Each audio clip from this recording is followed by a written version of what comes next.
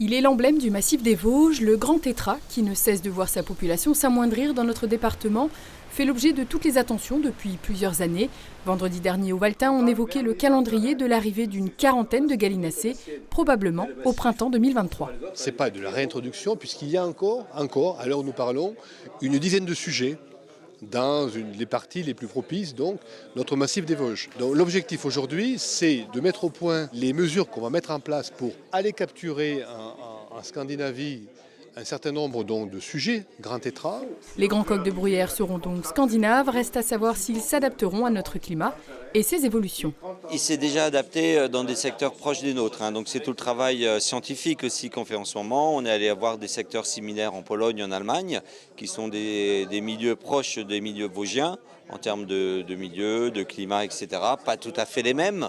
Et donc, effectivement, l'hypothèse est qu'ils pourraient s'adapter. Chaque individu sera équipé d'une balise pour permettre au groupe Tétras Vosges de surveiller l'oiseau. L'ambition est d'en relâcher près de 150 en 15 ans, mais pas tous originaires de Scandinavie. On commence par réintroduire des individus sauvages au printemps 2023.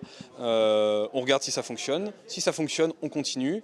On encourage et on soutient le parc de Sainte-Croix pour développer son élevage. On développe aussi la volière in situ, il faudra trouver un endroit. Et à horizon 2025, donc 2 ans plus tard, on devrait être en capacité de mettre en place ce deuxième dispositif pour avoir plus de grands tétras remis dans le milieu naturel. L'intérêt de cet élevage, c'est de ne pas dépendre d'une population sauvage, puisque bon, c'est quand même des populations qui existent par ailleurs, et d'augmenter le nombre d'individus qu'on introduira dans le milieu naturel.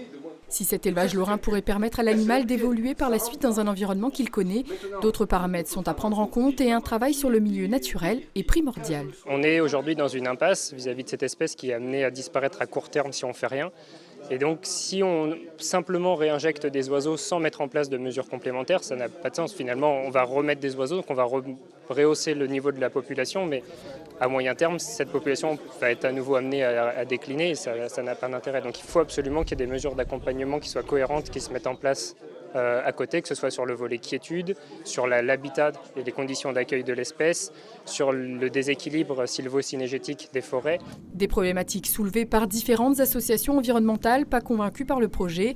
Des ateliers de concertation vont être proposés à partir du mois de novembre dans les secteurs concernés. 40 grands tétras scandinaves arriveront donc dans quelques mois.